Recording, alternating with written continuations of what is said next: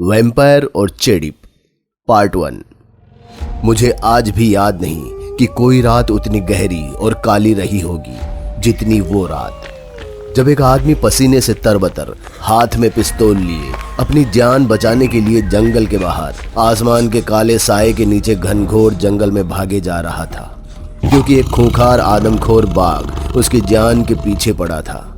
बाघ से बचने के लिए उसने कई गोलियां भी चलाई, पर बाघ की फुर्ती के आगे उसके सारे निशाने नाकाम रहे। इसलिए वो जी जान लगाकर बस भागे जा रहा था। काफी देर तक दौड़ने के बाद आखिरकार उसे अपने सामने बचने का एक रास्ता दिखा, एक पुरानी हवेली। वो हवेली की चौखट पर पहुंचने को हुआ ही था कि आखिरी वक्त पर बाघ ने लपक कर उसकी गर्दन दबोच ली और उसे घसीटते हुए हवेली से दूर ले गया। बाघ का शिकार बनते ही पहले वो कुछ देर चिल्लाया, छटपटाया और आखिरकार उसने अपना दम तोड़ दिया। इससे पहले कि वो बाघ अपने घात लगाए शिकार का भोग लगा पाती, हवेली की पहली मंजिल से एक शख्स कूदकर उसके सामने आ खड़ा हुआ, और ये कोई और नहीं बल्कि वैम्पायर महेश था। आखिरकार आज मेरी भूख और प्यास दोनों शांत होगी, और देखो आज तो पकवानों का बुफे भी लगा है। ये कहकर महेश उस बाघ पर टूट पड़ा और अपने खंजर से तेज नाखूनों से उसके गले को खरोच दिया।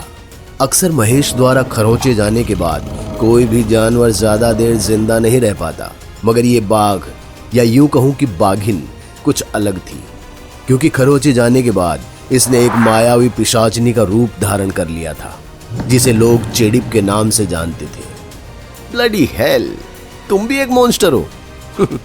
कूल। महेश चेडिप के इस रूप को बस निहारता ही रह गया, मगर चेडिप का महेश से बातचीत करने का कोई इरादा नहीं था। अपने शिकार को छोड़ वो महेश पर टूट पड़ी और उसका गला दबाने लगी। वैम्पायर महेश भी अपनी पूरी शक्ति से उसके हाथों को रोकने लगा, और इसी जद्दोजहद में दोनों ने एक दूसरे पर घूंसों और लातों की बरसात कर दी। भारी बरसात के बीच दोनों के बीच घमासान लड़ाई चल ही रही थी कि तभी चेडिप ने अपने हाथों पर लगे महेश के खून को चाटते हुए कहा, आज तू मेरे हाथों से नहीं बचेगा। वॉरेन, आज तुझे भी वैसे ही तड़पा तड़पा कर मारूंगी जैसे तेरे दोस्त मिल्स को काफी साल पहले मारा था। एक मिनट, क्या नाम लिया तुमने? वॉरेन? अरे मैं वॉरेन नहीं हूँ, महेश हूँ। झूठ कहता है तू। उस अघोरी ने मुझे बताया था समोली में ही मिलेगा एक रक्त पिशाच जो मेरी तरह खून से अपनी प्यास बुझाता है, और तेरी शक्ल तेरे उस दरिंदे दोस्त से मिलती है जिसने मेरे राजन की जान ली थी। अरे मेरी बात तो सुनो। मैं वॉरेन नहीं हूँ, क्योंकि उसे मारने वाला मैं ही था, और मेरी इस हालत का जिम्मेदार भी वही वॉरेन है।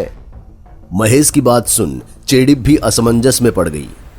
बहरहाल उसने महेश की पूरी बात सुनने का तय किया और उसके पीछे पीछे हवेली में आ गई।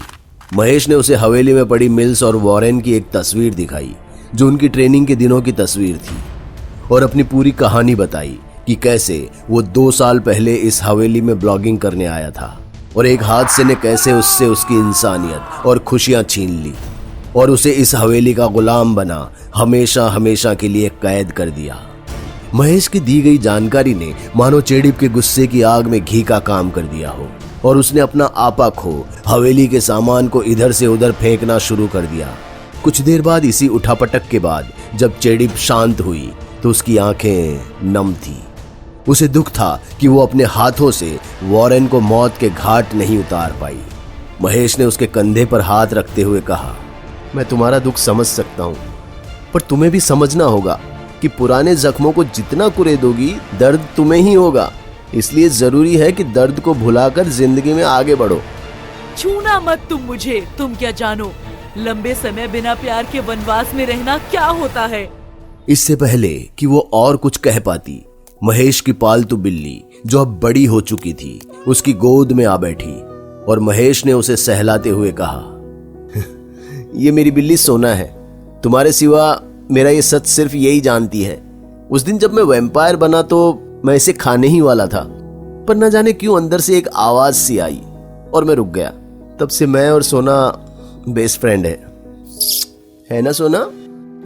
तुमने कहा कि तुम्हें इस रूप में 2 साल हो गए, पर पिछले 2 साल से देश दुनिया सब बंद थी। फिर इस बीच तुम जिंदा कैसे रहे? आखिर हम जैसे पिशाचों की खुराक ही रक्त से बुझती है। अफसोस कि मुझे भी वही करना पड़ा जो लॉर्ड वॉरेन करता था। किसी भूले भटके इंसान या जानवर का इंतजार, या फिर एक लंबी गहरी नींद में चले जाना ताकि अपनी भूख से निजात पा सकूं। मगर जब भूख ज्यादा लगी हो तो उसके लिए एक बहुत खूब तरकीब है मेरे पास। महेश अपनी बात समझा ही रहा था कि एकदम से पास के कमरे में किसी के बड़बड़ाने की आवाज सुनाई दी। महेश भागकर जब कमरे में पहुंचा तो वॉकी टॉकी पर उसे एक सीक्रेट मैसेज सुनाई दिया। महेश ने पास रखे एक कागज पर कुछ लिखना शुरू किया, पर मैसेज के समाप्त होते ही अपनी घड़ी में समय देखने लगा। क्या हुआ महेश, तुम काफी गहरी सोच में लग रहे हो। और ये कैसा यंत्र है? इसे वॉकी टॉकी कहते हैं। इसकी मदद से मैंने कई शिकारों को दबोचा है। फिलहाल इस पर एक सीक्रेट मैसेज, मेरा मतलब हाँ, गुप्त संदेश मिला है। मैं समझाता हूँ। महेश ने चेड़िप को अपने साथ बिठा एक नक्शे की मदद से समझाना शुरू किया।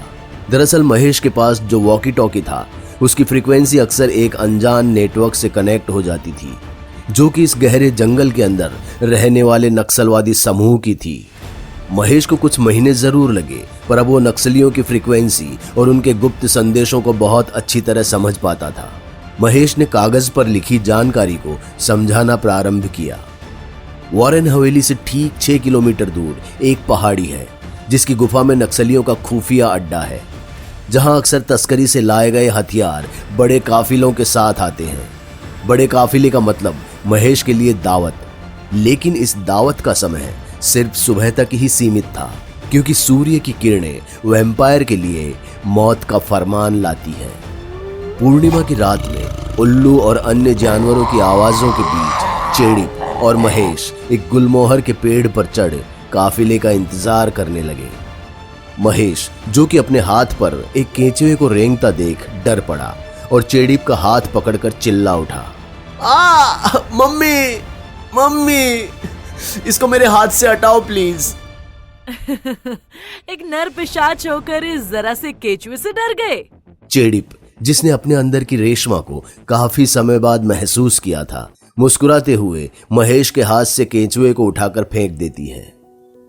चेड़िप को खिलखिलाते हुए देख महेश के चेहरे पर भी एक लंबी मुस्कान आ गई और दोनों एक दूसरे को गहराई और प्रेम भरी भावना से देखने लगे। दोनों करीब आने को हुए ही थे कि अचानक ट्रक की आवाज ने दोनों के बीच बनते प्यार के लम्हे को तोड़ सा दिया। जंगल के गहरे अंधेरे में एक कच्ची सड़क पर दो भारी भरकम ट्रक्स बहुत तेजी से बढ़े चले आ रहे थे। ये इन नक्सलवादियों का काफिला है। अक्सर 3 ट्रक्स होते हैं, पर आज सिर्फ 2 है। खैर, ज्यादा सोचने की जरूरत नहीं, हम वही करेंगे जो पहले से करते आए हैं। तुम करते आए हो और आज भी करोगे तुम। एक ट्रक में 6 शिकार। हम सबसे पीछे वाले ट्रक पर कूदेंगे और उसके टायर को पंचर कर देंगे। ट्रक के रुकते ही सब बाहर आ जाएंगे और फिर जंगल के अंधेरे का फायदा उठाकर हम एक एक को चुन चुन कर। महेश ने अपनी बात अभी पूरी की भी नहीं थी कि चेड़िप छलांग लगाकर ट्रक पर कूद गई और महेश के प्लान के विपरीत सीधा ट्रक के ड्राइवर को बाहर उठाकर फेंक दिया, जिससे ट्रक बेकाबू हो पास के पेड़ों से जा टकराया और देखते ही देखते दोनों ट्रक रुक गए और नक्सलवादी अपनी बंदूकों के साथ उनके सामने आ खड़े हुए और चेड़िप पर गोलियों की बौछार कर दी। यार, ये लड़कियां कभी सुनती क्यों नहीं है? जहां एक तरफ महेश पेड़ की शाख से अभी हिला भी नहीं था, वहीं चेड़िप हर उस व्यक्ति को मौत के घाट उतारती चली जा रही थी जिसने भी उस पर गोलियां बरसाई। इन गोलियों के बरसने के बीच ट्रक के ऊपर खड़े एक शिकारी ने चेड़िप पर एक मजबूत और आधुनिक लोहे के तारों से बने एक जाल को फेंक दिया, जिसमें बिजली दौड़ रही थी। जाल में फंसते ही चेड़िप को एक जोरदार झटका लगा और वो खुद को छुड़ाने की जद्दोजहद में जोर से चिंगाड़ने लगी। मगर इस एडवांस और मॉडर्न जाल के आगे उसकी शक्तियां कुछ फीकी सी पड़ गई। इतने में एक अनजान शख्स ट्रक से कूदा और अपनी कमर से खंजर निकाल चेड़िप के कंधे को उससे खरोच उसका खून चाटते हुए बोला, तो खबर तो सच्ची निकली कि इस जंगल में सचमुच एक वैम्पायर रहता है। बस हैरानी की बात यह है कि ये वैम्पायर तो औरत निकली। खैर, आदमी या औरत मुझे क्या, मुझे तो बस तेरी रूह चाहिए।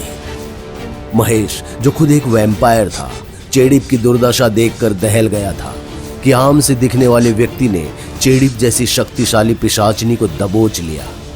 आप लोगों को क्या लगता है, कौन है ये शख्स और आखिर चाहता क्या है? क्या महेश चेडिप को बचाने के लिए आगे आएगा? जानिए अगले भाग में।